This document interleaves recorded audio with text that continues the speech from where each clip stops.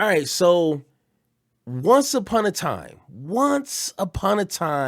in a far, far land where politicians from Republicans to Democrats once had an obligation, some sort of benefit to reach to the other side, to build a relationship with, to build that bridge, to come to an agreement, both sides compromising and coming to an agreement that would help the American people. Okay? Once upon a time. But unfortunately, in 2025, that is not the case here. That cannot happen. And it is not because we're just stubborn and we don't want to work with other people. We are at a point to where one party, Republicans, are not playing by the rules. They don't care about decorum. They don't care about respecting other people. They don't care about compromising. They are pushing and forcing their agenda on the masses, regardless if you agree with it or not. They say F the Constitution. They don't care. So at this point, I am happy to announce that I am being a part of the fuck it leftist. I understand it. At some point, progressives need to have that fuck it energy.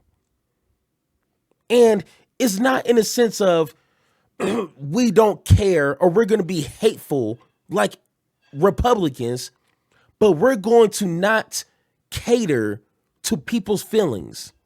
We're not going to play the nice guy.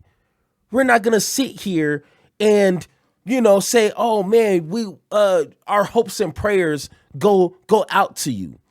We're actually in a position to where we want to force the change that is beneficial for the American people. We're done playing nice here. If they go low, we're going to go lower. And we're going to show them if you want to live in the mud, we can live in the mud. If that's what you want to do, we going to get it in. And at some point, people need to understand that. And I think that's what voters want. They want someone in a position of power that's going to fight nail and tooth for them.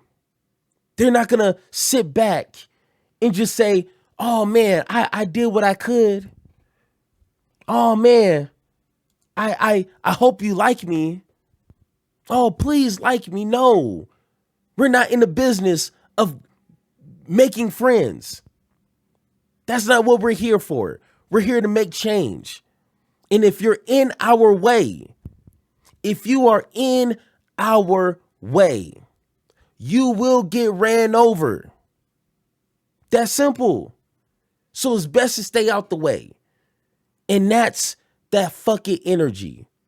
We don't care about you being our friend. We don't care that you're going to be like, oh my God, Superior was just so rude.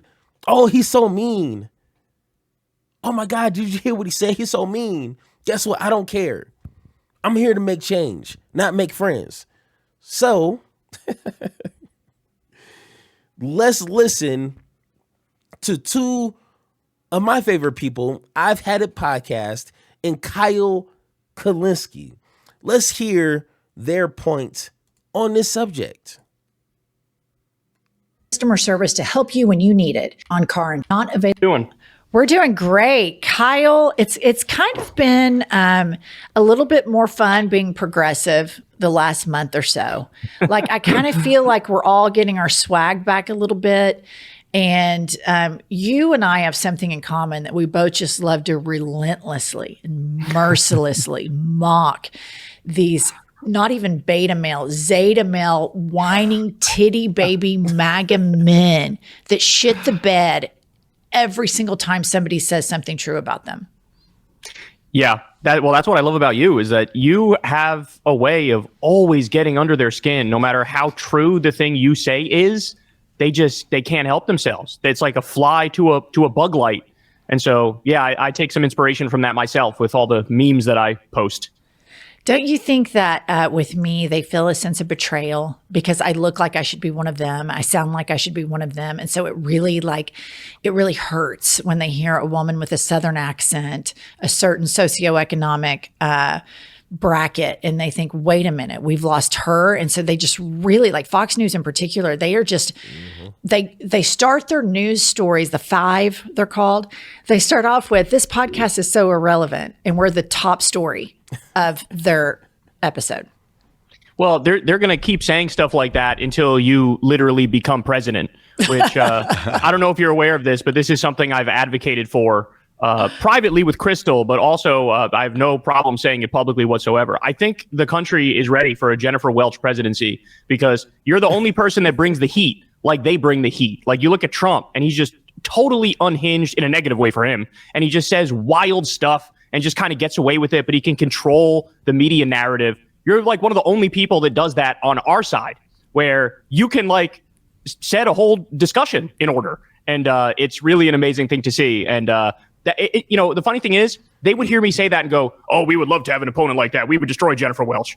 And it's like, no, you wouldn't, because you idiots said the same thing about Zoran. You thought like, oh, Zoran, we're going to destroy that guy. Cuomo will beat that guy. And it's like, actually, he dusted you because you have no idea what really sells and what doesn't. And like, that's what the country needs right now is like hardcore lefties who are going to really go to the mat. And that's the thing. That is the transformation that I'm starting to see with a few people. I mean, I've only really been in politics for the past maybe 4 years, like really in tune with it. And I'm slowly starting to see a backbone within the Progressive Party. Like you can be that intellectual when it comes to policies, when it comes to foreign affairs, when it comes to the details of politics, you can still be that person. But when they cross that line, you can talk that shit. You can stand on business and you can exchange fire with fire and still be that intellectual giant. You don't have to compromise being an intellectual, but you have to be super soft. You have to be like timid and weak. Like, no, the American people, as we've seen, they want a fighter who actually knows policies. Like Zoran, perfect example. Now, once again, I don't know about her being president.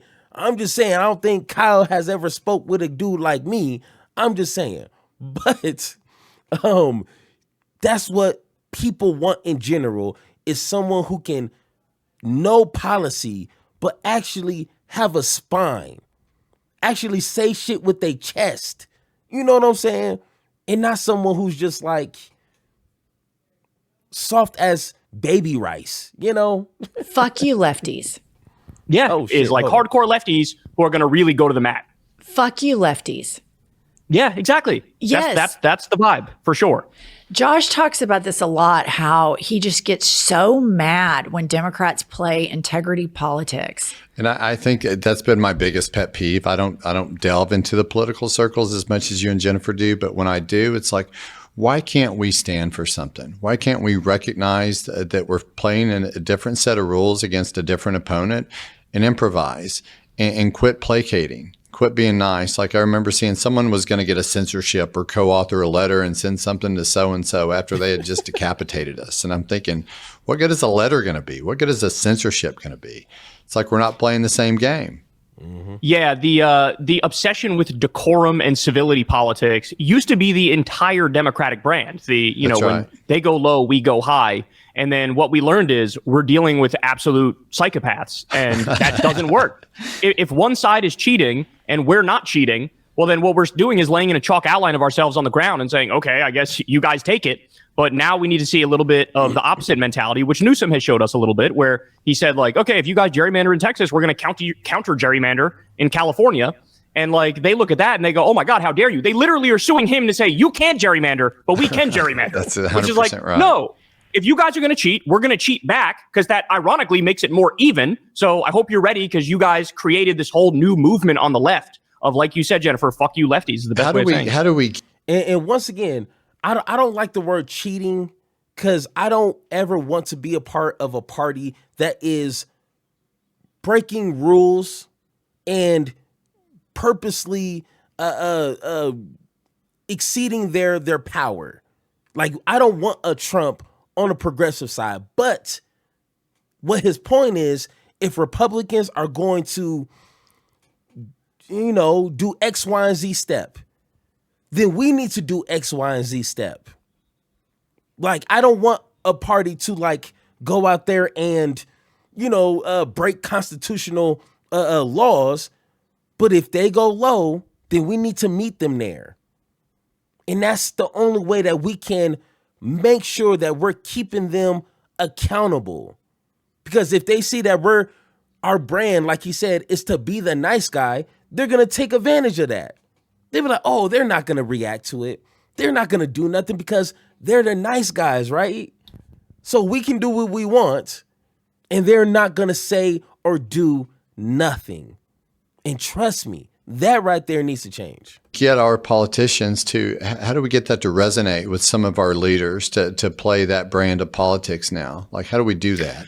I mean, it's a great question. I wish I had a better answer than this, but I just think they have to be forced into it by seeing the meteoric rise of Jennifer Welch. They look at that and they go, oh, wait a second. This is what's selling. This is what people love. Look at all the legions of supporters that she has and all the people who watch her podcast and they hang on every word she says. And so they kind of have to be bullied into it in a way.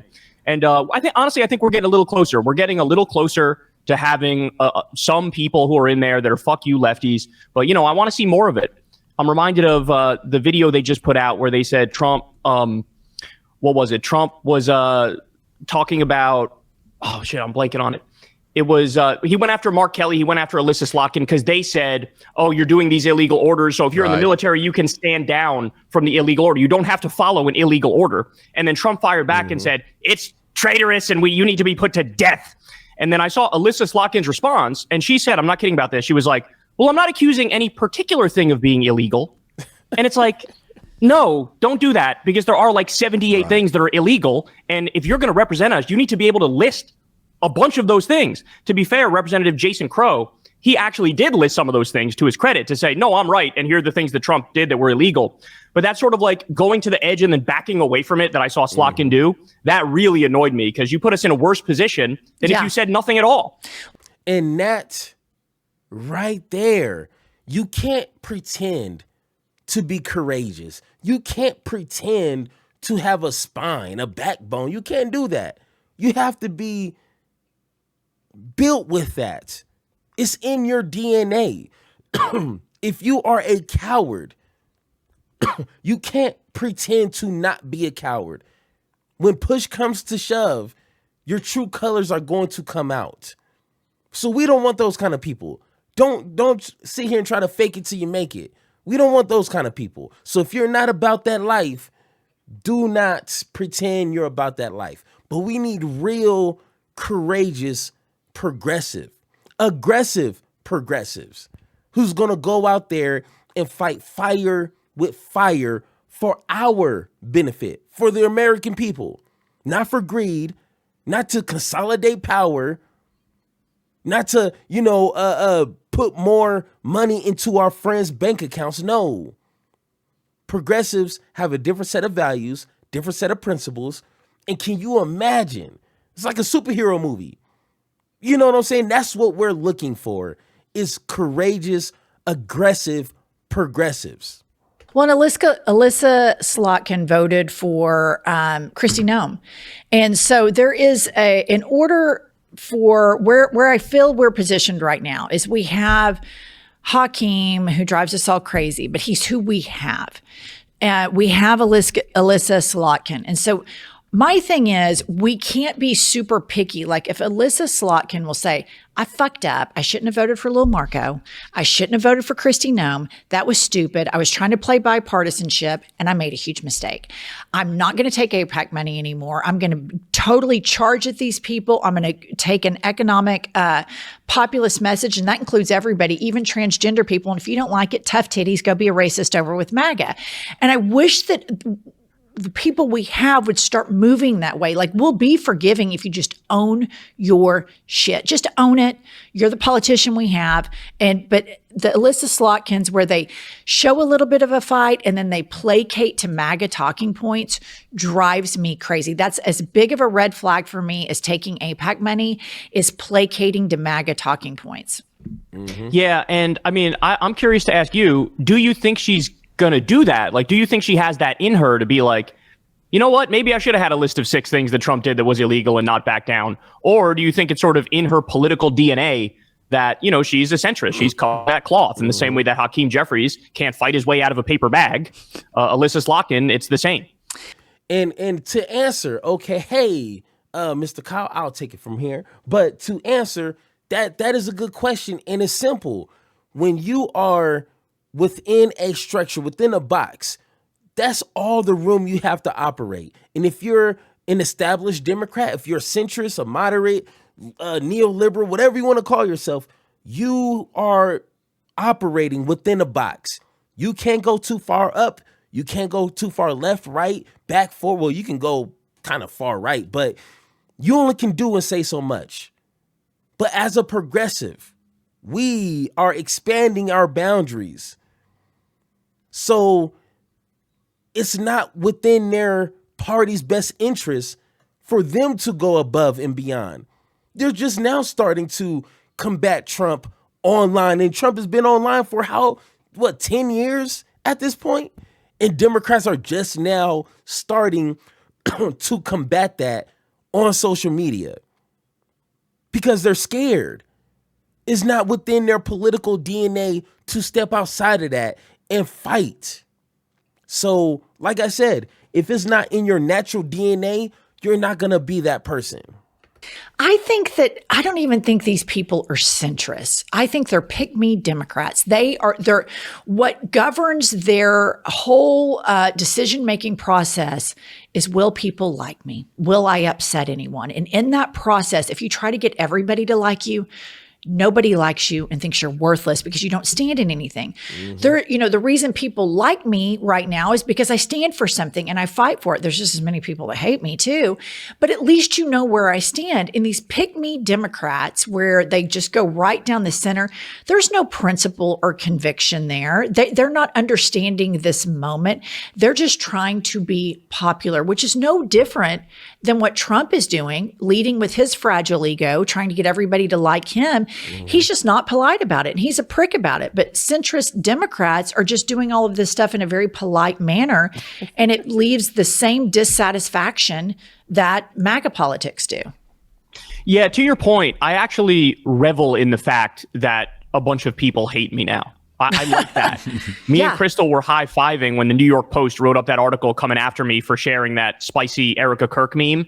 And we were enjoying it because, you know what? I think you rally more people to your side when you become the enemy of the day among the absolute dead-eyed psychopaths. And maybe in the past, I would have felt like, no, I can reach out to them. I can appeal to them. I can get through to them. I just need the right argument at the right time. Mm-hmm. But now I feel like I've matured a little bit to the point where I understand that there's some percentage that are just, I call them TFGs, too far gones, that you're just not going to get through to them. And so, yeah, go ahead, attack me. If anything, that only makes us stronger when you do that. So in a sense, it's kind of what worked for Trump, if you think about it. Totally. Like, he would say things that would just rile up the left and liberals, and we would call it out, and then all of a sudden he would get more people that rally to his side on the right, and it was like this weird dynamic with attention where he knew how to direct the attention economy to ride his way into power. And now I think we're getting our swagger and we're doing the same thing. But what? And that right there is a good point. If politicians, Democrats, can stop trying to focus on playing politics, like we already know, centrists, moderates, whatever, the established Democrats, they are just trying to do it for show, just for vanity. Like, hey, look how great of a person I am, but you don't have the policies to show for it. You just want to look the part. And unfortunately, that might have been cute 20, 30 years ago, maybe, I don't know, don't care. But that's not going to work now. We need more aggressive progressives today and not sitting here trying to play nice, trying to make friends, look cute on the camera, so when the history books write about you, they just have nothing but beautiful, nice things to say about you. I want politicians that's going to get in there and get the work done. But if they got to get their hands dirty, if they got to put on those steel-toe boots and get into that mud, then that's what I want them to do on our behalf. That's simple. Let's see how you do under pressure. I've been wanting this shit forever. I've been in the field with whatever they throw at me. Brush it off, pick myself up, moving on to the better. Hey. Ain't no errors, baby, it's a new era. I wake up early feeling rich like I'm Kesha. I get to the paper, boy. Extra, extra.